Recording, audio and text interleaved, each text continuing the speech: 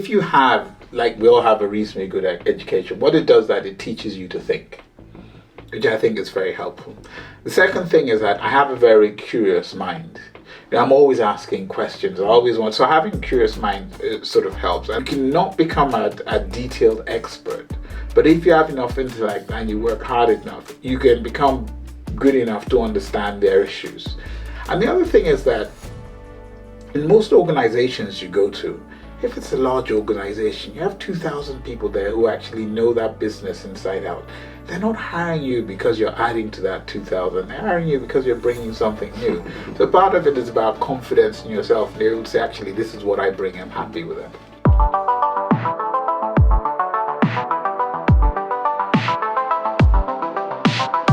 Hello everyone, and welcome to this week's episode of Against All Odds. My name is Daniel Coker, your regular host. In the studio today, we have my good friend, Mr. Kevin Obi. Yes, indeed. Kevin is an interim executive in the tech space. Yes, indeed. Yeah. With a tech background. He has a very varied career profile, which he can tell us about. He has an MBA from Cranfield School of Management. And he's worked in various industries, and he has a wealth of experience. And today we're privileged to have him share his story with us on this podcast. Kevin, you're welcome to Against All Odds. Thank you very much. It's a pleasure to be here. Thank you for making this happen. Absolutely, my pleasure. Yeah. We've been trying to make it happen for some time.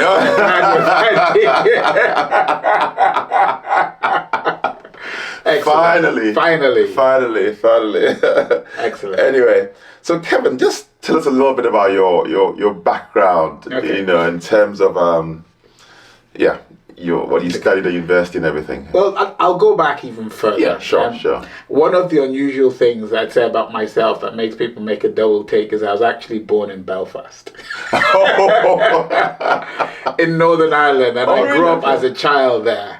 And very often, your father was a doctor, right? Yeah, my father was a pediatrician, and my mum retired as a director of nursing and teaching hospital. Okay. And I always get asked the question, and how come you don't have an Irish accent? Right. And I said, look, if you're a little boy in the 70s with an Irish accent, a little black boy, when you open your mouth, people did a double take. And after a while, you lost it because it was just so weird and so unusual. So, yes, so I have two brothers. One was born in Dublin and the other one was born in Belfast, and my sister was born in Nigeria. So I was born in Belfast. I grew up there. When the trouble started, my parents moved back and went to Nigeria. I went to secondary school and my first degree in engineering in Nigeria. I studied civil engineering. At the end of university, I worked in the oil and gas industry, and I'm dating myself. It was part of the time when the Channel Tunnel was expanding everywhere, and I decided that actually I was going to come into the UK. I stayed here for a while. I worked in that sector. I went off and I did a master's in engineering at Leeds University. Okay. And then I sort of went abroad for a couple of years to work for the UN in the former Bahamas. No, I went to Bosnia. Bosnia? Okay. So I went to Bosnia. I worked in places like Tuzla, Sarajevo, and places like that. This was during the war? Yeah, this was during the war, which was fun.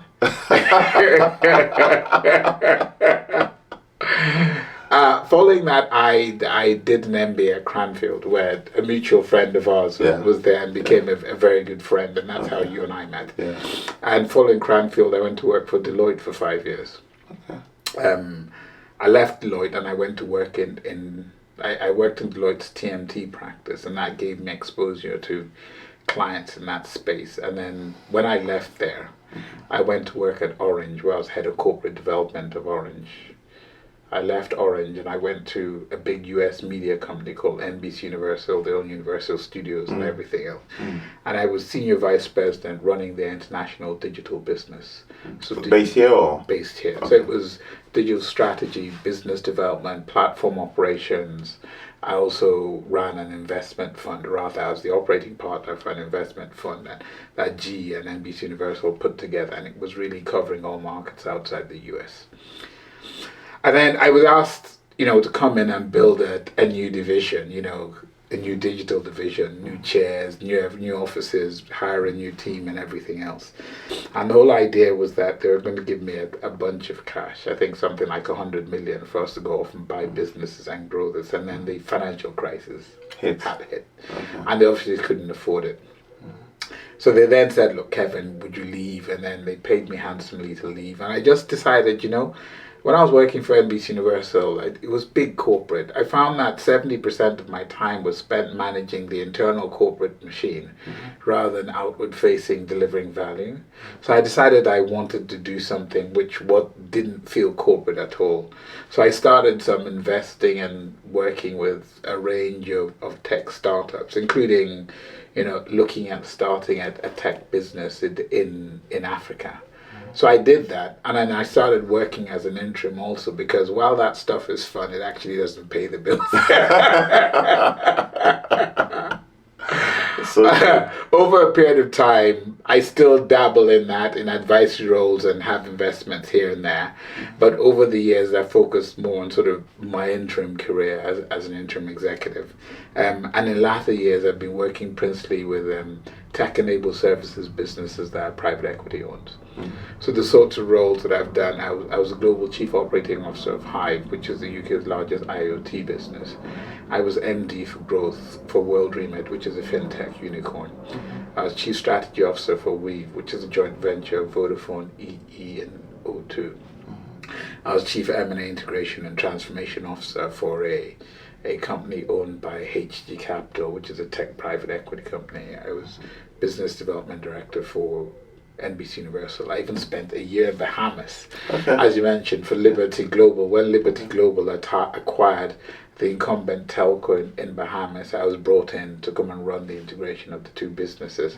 So I've had quite a varied career over many years, but now what I focus on is B2B tech-enabled services businesses, working for private equity companies that are often going off and making acquisitions or carving out businesses. It's a specialty I gained at Deloitte many years ago, and I've been leveraging that ever since. That's what I do from a professional point of view. Right. And then I sit on the board of a company called Look Ahead, which is a mental health, social services and housing company. I'm also advisor to a company called Lumerous and another one called EcoSync, which is a tech business in the commercial building energy management space. But I think my passion is about 6 or 7 years ago. I don't know if you remember the whole Chibok crisis in Nigeria. When they took the women away. When they took those 300 girls away. A friend of mine came to meet me and told me that was happening all over Nigeria and we needed to do something about it. So a few medical professionals and I got together and started a charity. And there are two areas that we focus on. The first is what we discovered is that as a result of the crisis in West Africa, something like 3 million people were displaced. And we read an FT article and some research that said half of those people were suffering from some sort of mental health issues, either the trauma of being attacked or the trauma of being displaced. A good number of them were children. And the big issue is that there's a huge gap because in Nigeria in particular, at that point in time, for a country of 200 million people, there were only 250 psychiatrists. When I say that, people are shocked. 250 psychiatrists. So what we did is that we took psychiatrists and psychologists from the UK. We went into those communities. We brought the people out. We trained them as trauma counselors and we mentor them. So far, we've trained over 300 trauma counselors. Some have won national awards in Nigeria. We received a grant from the UK government, and this year alone we'll train probably in the region of 100 to 150. So I think that's been quite successful. The other thing that we did is that the camps where they had cholera outbreaks, refugee camps that we helped with healthcare items, and we arranged local surgery for gunshot wound victims.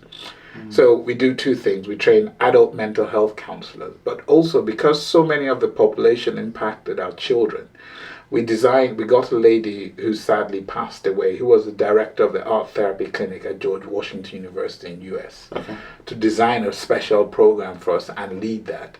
So within our trauma counseling, we have adults and we have something that focuses on children. And in fact, what we do is that we take social workers, teachers in schools with significant populations of displaced people, and also from orphanages. We bring them somewhere centrally. We train them how to deal with those children. Because what happens is that young children suffering trauma find it hard to express the trauma they feel by words. So they do it by art, drama, and all that. So we teach them to understand that the child is not acting out but suffering from trauma, and then help them manage the child so that the child can go back into full-time education. So that's what we do on one hand. And then the second thing that we focused on is that we discovered that 20% of deaths in childbirth occur in Nigeria. Just to get some statistics, the world target for maternal deaths is 70 in 100,000. The world average is 230 in 100,000. Nigeria is the third worst in the world. It has about 1,049 deaths for 100,000. In the conflict area, it's 1,500. So it's 6 times, the world average. So what we do in those communities is two things. The first is we bring our team of doctors, pediatricians, midwives, and we go into the camps and we treat women and children, pregnant women and young babies. The other thing is that we run training programs for local frontline primary healthcare workers to upskill them to reduce deaths in childbirth. So as of now, I think we've treated something like 1,400 pregnant women and babies, and we do that every year. Invariably, we find 2 or 3 children that have acute symptoms. We send them to hospital. We pay for their surgery or their treatment. And from the healthcare capacity building program work that we've done, so far we've trained something like 75 people in basic emergency obstetrics and newborn care to reduce deaths in childbirth. But what we do is that we train them as trainers, and they go off and train people. And I think so far this year we trained about 300 people through that. So we're making a big impact, but with a small group of people, and doing that in a way that we're really very happy with. Wow. How is this funded? The healthcare capacity building work, we just got a grant from the UK government. Yeah, you did mention, but I wasn't quite sure what the grant covered, because some of these grants come with all sorts of limitations and restrictions and trust clauses. me, there are restrictions. It's almost like they're climbing up your backside, particularly when it's in Africa. So exactly. you have to. Yeah. There's a lot of administration and managing it. So I think we do two things. There's a healthcare system strengthening stuff, which is sponsored by the UK government, at least our facility, what we've done this year. And then there's our other stuff, which is more about what we call IDP support. IDP means internally displaced people. Yeah. And that generally is, we find some local sponsors, and we also ask we have a group of 200 friends of NIDSIG, which is what the charity is called, and they generally contribute. Okay. But also we have a wonderful volunteer group. So for example, we will travel the team of 15, and all 15 of us will pay our airfares.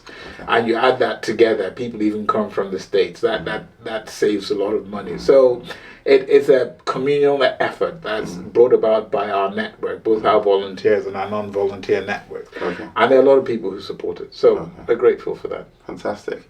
Kevin, one of the things I've heard you talk about is that in your career, you've sort of taken skills that you've picked up in the various industries that you've worked in. Yes. And then kind of leveraged them in a different space. Yes. Can you just tell the viewers a little bit about that? Well, I think if you have, like we all have a reasonably good education, what it does is that it teaches you to think, which I think is very helpful. The second thing is that I have a very curious mind. I'm always asking questions. So having a curious mind sort of helps. And obviously you have to have a reasonable amount of intellect. And I think one of the other things that helped is spending some time working in consulting. Because what consulting does is give you tools to address a problem. So I remember once I went into a client in an afternoon. I was deployed to that client, and the senior manager I saw him, and he says, "Look, I don't have time to brief you now, but here's a bunch of clients people. Do something with them." And what you then think about is that, okay, then what's the best tool that in that toolbox that I was trained with that I can bring and apply? So I applied one of those tools that actually was about problem diagnosis and trying to understand what the solution was. So generally what I find is that you cannot become a detailed expert, but if you have enough intellect and you work hard enough, you can become good enough to understand their issues. And the other thing is that if you have a useful tool set, you can apply that tool set to different sectors. And the other thing is that in most organizations you go to, if it's a large organization, you have 2,000 people there who actually know that business inside out. They're not hiring you because you're adding to that 2,000. They're hiring you because you're bringing something new. So part of it is about confidence in yourself, and you're able to say, actually, this is what I bring. I'm happy with it. Okay. And one of the things you're known for is digital convergence, and integration of companies and stuff like that. And I actually heard you speaking at I think you're at NBC Universal. That was like 16 years. Well, it's like quite a few years ago. And you not only were able, to sort of hold the room and put your ideas together. It looks like a very, very important, distinguished crowd. But you sort of were able to articulate your ideas and all that. Yeah. How did you develop, or how did you hone your public speaking and presentation skills? Because obviously, in the space that you occupy, you're doing lots of presentations and all that. Yeah. How did you become a master of that craft?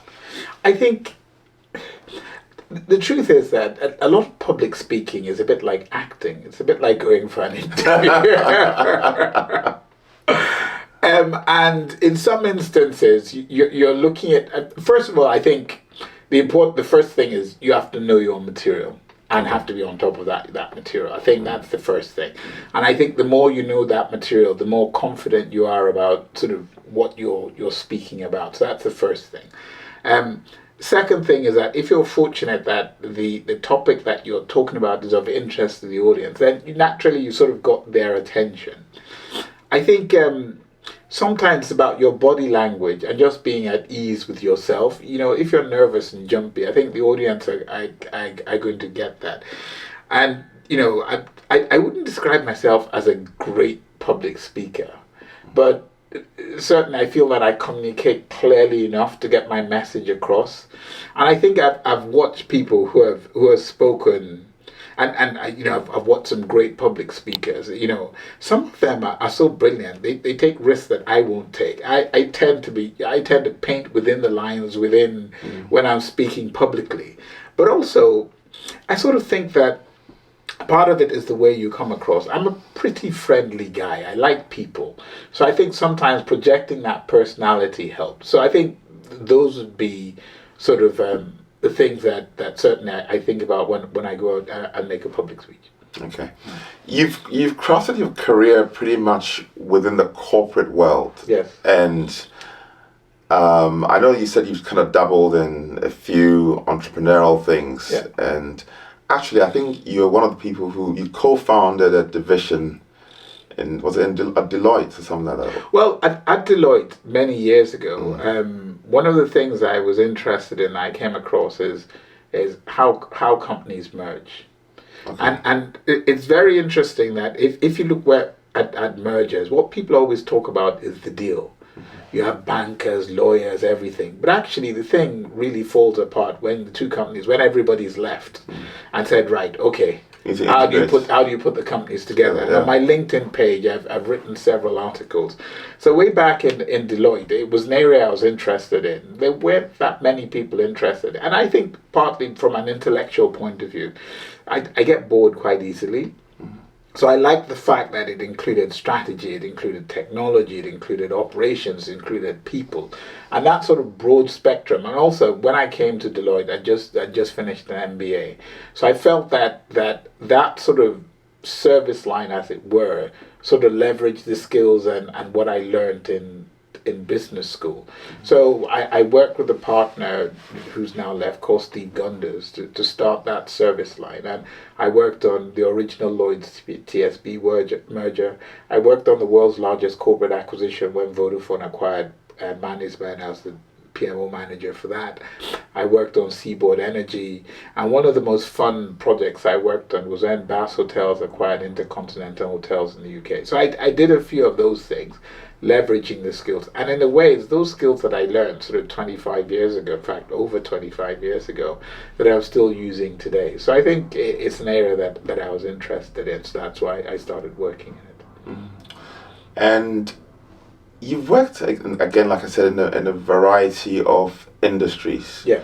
Which industry would you say you've enjoyed the most, and which would you say you enjoy the least? Well, I've worked briefly in financial services. I didn't particularly enjoy that. It was a regulated financial services. I didn't enjoy that. It was a little bit too staid, a little bit. But I like to work in high growth industries that are trying to do something new. And that's why, although, World Remit was a fintech, it was interesting.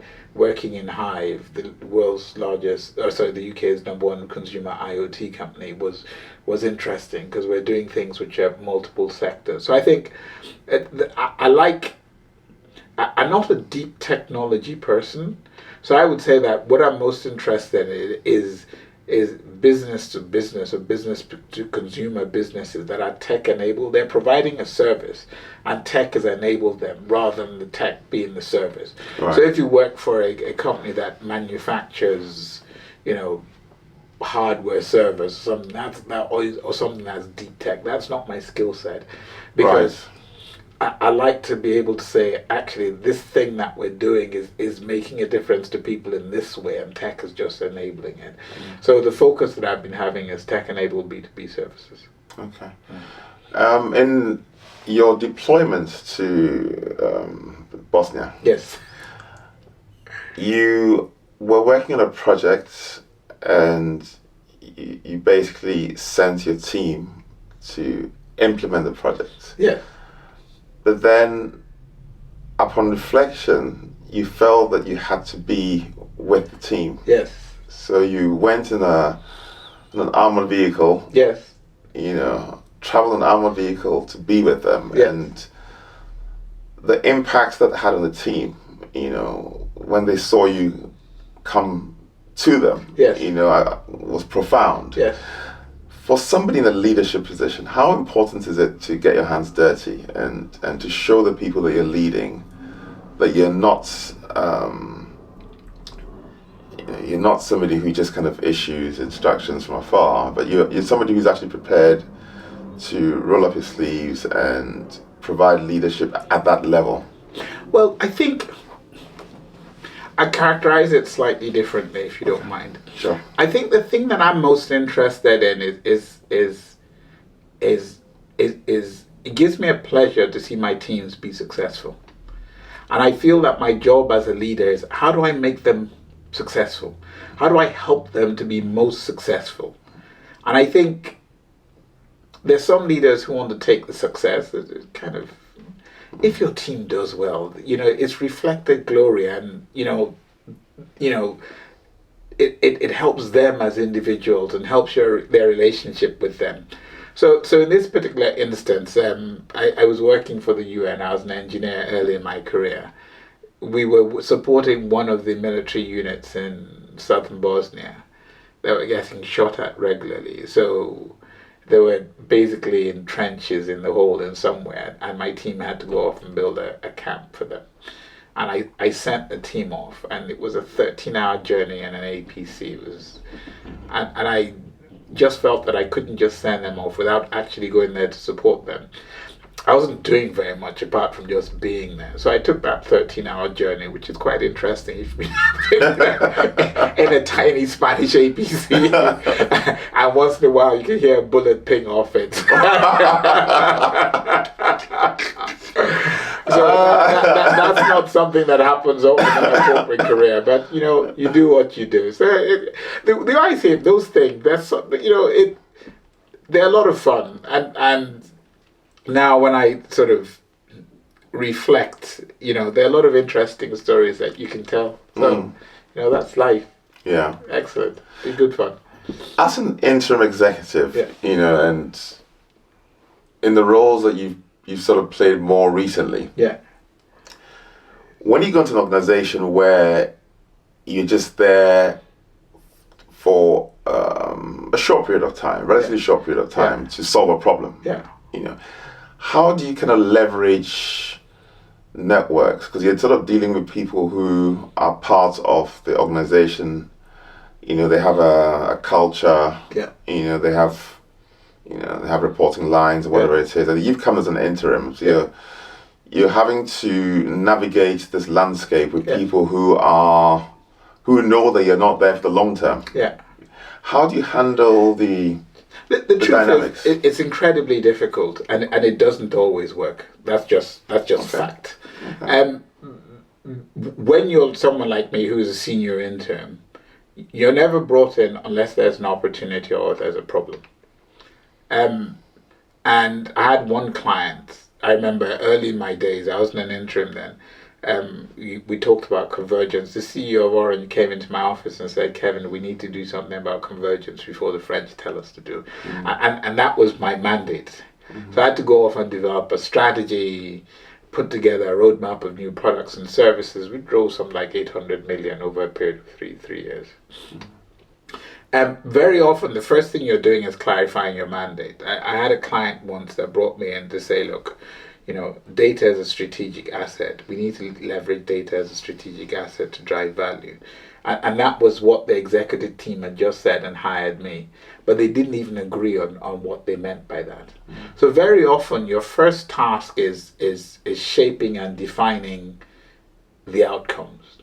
If it's where two companies are merging. I remember in one instance, the client hired me because they'd done 10 before and they'd failed. And at the interview, they told me, "Kevin, we're terrible at this. That's why we're hiring you." I was talking to the chief operating officer and I told him, actually, one of the things I need from you is that you're hiring a business because they're going into your division.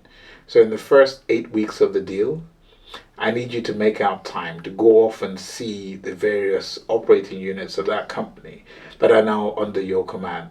It turned out when the deal was done, he forgot that we had that and sent someone else. So I think very often you're understanding it. You're trying to bring certainly the leadership team to a common understanding. And another thing that I was working on very often, so there was a three-way merger. The three companies were something like 700 million in revenue, 7 billion in enterprise value. So one of the things that I had to be very clear up front was understanding, okay then, why did we do this? What's the value we're looking to create? What are the rules around how we engage it? So you learn to, in the first instance, put some structure. Because in any assignment, usually I laugh that when you come in, there's something I call the fuzzy front end. So you have to provide some clarity and structure that gives the people confidence. The second thing that you have to do is understand who the stakeholders are. And I've been in instances where I talked to the global CEO and he told me, "Kevin, we just need to get on and do this, that everybody in this company will tell you what to do. And just ignore them unless you won't get anything done." Whereas the UK CEO who I was working for would tell me, "Kevin, you need to carry everybody along." It turned out that it's impossible to do the both. And sometimes these things happen, you just don't take it personally. So it's difficult. It doesn't always work, but sometimes most of the time it does. If you're experienced, then you build the right relationships and you're really driving value. Okay. Yeah. Building networks and building relationships. Yes. I know it's something that you distinguish. You have a distinction between the two. Yes. and perhaps you want to just share with our audience your perspective on the value of building a network versus the value of building relationships within the network. I think you need to do both. Okay. I think it's always helpful to have a broad network. I sometimes joke with people. I mean, the truth is most of my friends know me and people I've worked with, and as someone who is good at building those networks. I think it's helpful that you enjoy engaging with people. I'm a natural extrovert. I like people. When COVID happened, I was depressed. In fact, I remember I was working for a particular client and we worked from home. I hated it. In fact, now, when I see an assignment where they say it's 100% remote, I say no. I can't do it. I have to engage with people. That's how I get my energy. Yeah. So I think there's this whole thing around kind of networking, and for some people it feels quite transactional. You can't build a deep relationship with everyone, but at least the people that you engage with them properly. I go to meetings where you're talking to someone and the person is looking over your shoulder and who next to talk to. But generally, if you have a conversation with something, find out about the person, engage in that person on a human level, such that when you come back and you meet that person again, it's not going to be like, you've never met or something like before. So mine is build the networks, but actually with every network, trying to make a meaningful connection rather than think it's just another tick on your box, because that's not helpful. And there's some people who just won't talk to you if they think you're not helpful. I don't think I'm like that, Just be human. That would be my feedback. And I think that's the difference between networking and relationships, being human. If you hadn't pursued the career that you pursued, what would you have done? Because sitting here looking at you, maybe I'm a bit biased because I know your dad was a doctor, but you do look like a doctor. I tell you what, I'm not sure I could be a doctor because long story. When we were young, my father was the head of pediatrics at a teaching hospital in Nigeria. And every Christmas, we had to go to the hospital to see the children who were sick. That put me off anything. In fact, it made me hate Christmas for many years because you're going into this ward where you're going to see people who were going to die. So there was no chance of me being a doctor. But that said, I think I have two daughters. I have twin daughters. And when I talk to them, one of them is a bit like me. And she says, Dad, she's working in the corporate world as a management consultant. But what she says, Dad, is actually I want to help people. And I think I want to help people. But I think you can do both. You can have a corporate career, and I think I'm fortunate that that we started this charity and it's making an impact. It actually gives me a great deal of satisfaction. As you and I were talking about earlier, we're both committed Christians. And before I did this, I was praying that I wanted to make a difference to many people. And I think this just came to me. And we've driven it from literally where it is to having an excellent medical team, punching above our weight. We have a fantastic group of people coming from all over the world and give so much. So I think I feel right now not quite there, but slowly getting the right balance. Obviously, you need to pay the bills. Mm-hmm. And I think having a corporate career that's decent, I think gives you credibility. Because about Nigerians, everybody thinks that we have some trick up our sleeve. But I think if people look at you and say, this guy doesn't need the money, he seems to be very credible, he doesn't even really need to do this, but he is. And he's given it his all, his time, his money, his effort, and everything else. It just puts you in a position where you can do more, simply because you have that credibility. So I know last year, we were in Nigeria in October running our program, and a representative of the British government came and had dinner. And I did an introduction to the team, and they were blown away. And we'd never applied for a grant before. We're a tiny charity. We always knew we were going to do it by just the quality of people that we had there. So I think doing that sort of thing is really very exciting. My time working in the UN put me off NGOs and that sort of thing. They're too bureaucratic. They spend too much money on themselves. But I do think if you look at our charity, the motto, name of the charity is NIDSG, NIDSG. But our motto is brighten the corner you're in. And what I would say that I'm brightening my own corner, and every single person there is brightening their own corner. So I think that's the sort of thing that gives me satisfaction. Whether it's in the corporate world or in what I do outside the corporate world, you're brightening the corner you're in. Okay. You once were approached, I don't know whether you approached or, well, no, there was some kind of a situation where somebody said to you that they didn't think that you're the right person for the job. Yes. You know, and that sort of ruffled you a little bit. Yes. You know, anyway, you ended up getting the job, but after 11 interviews. Yes.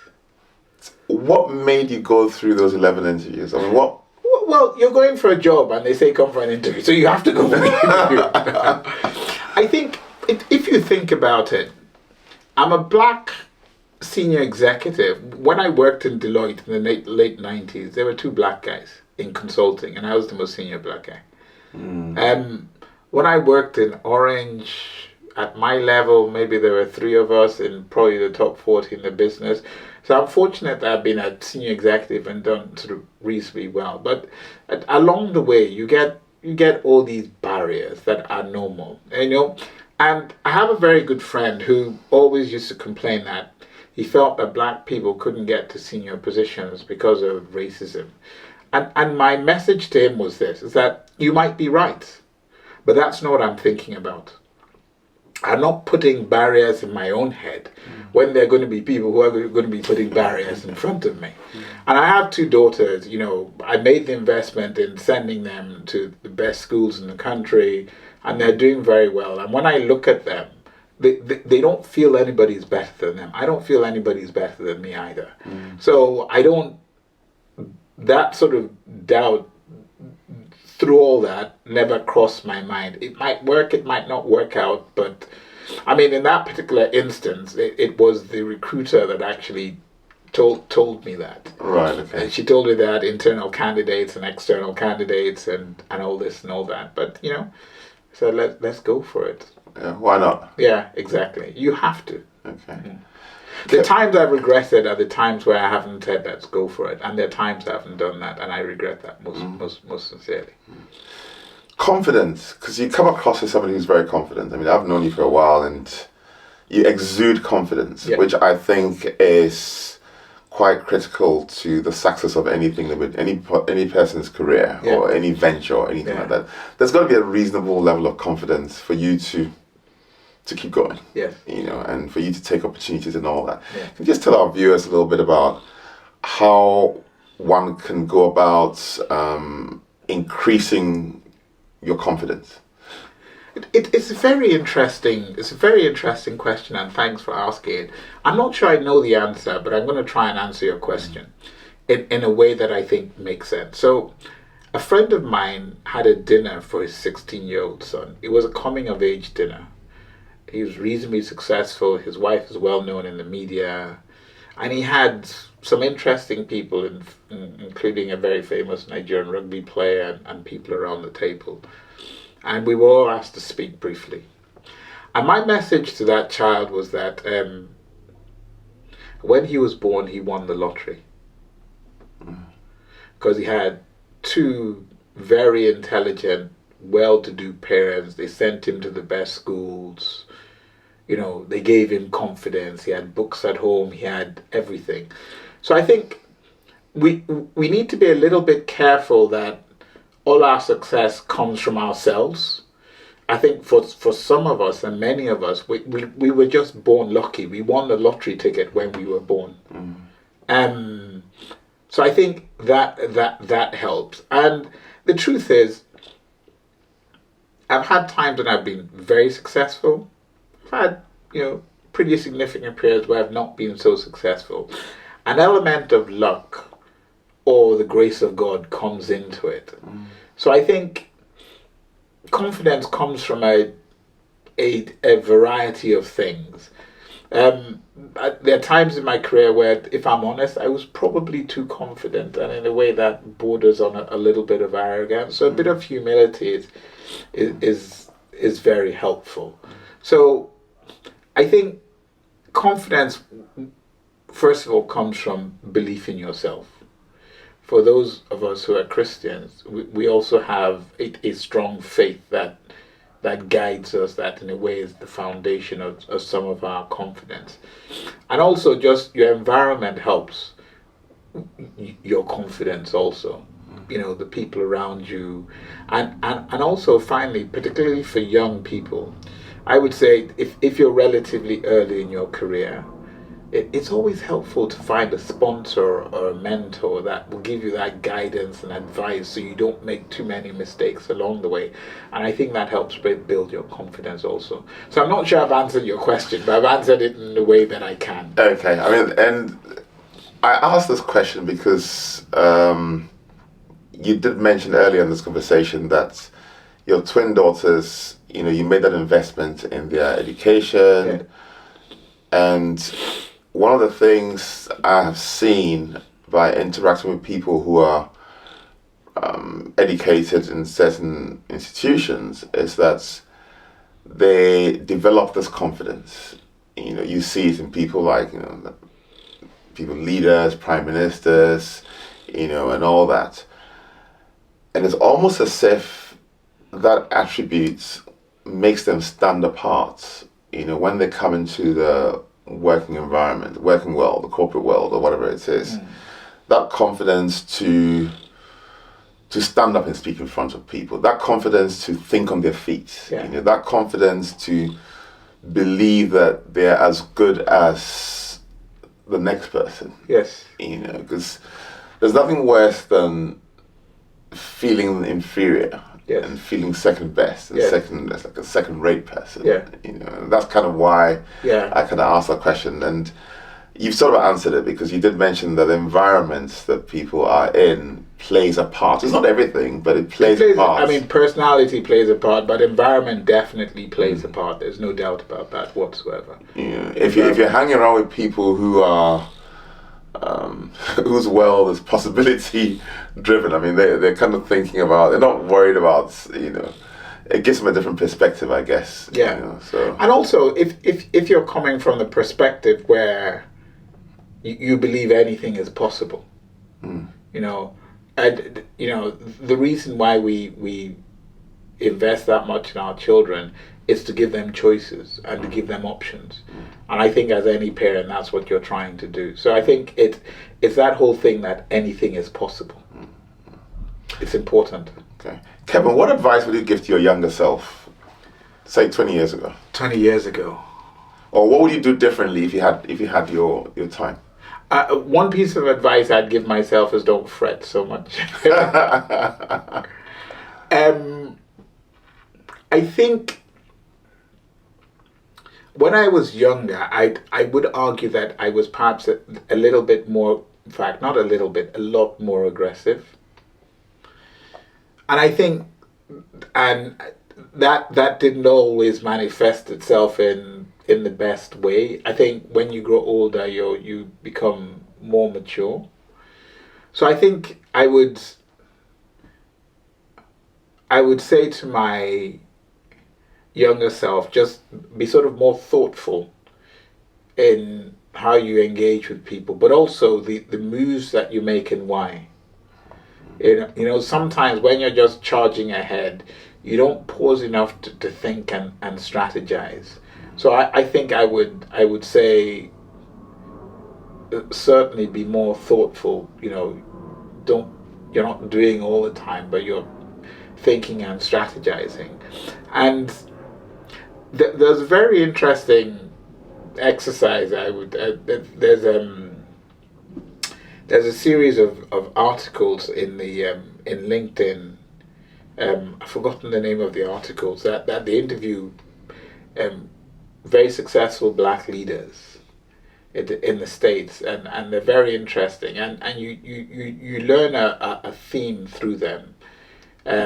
That sometimes you need to be strategic, sometimes you need to be tactical to get ahead, and that requires some thought. So I think that's what I would tell myself. Pause to think, pause to take measure, perhaps be more measured, be more thoughtful, be more strategic and tactical.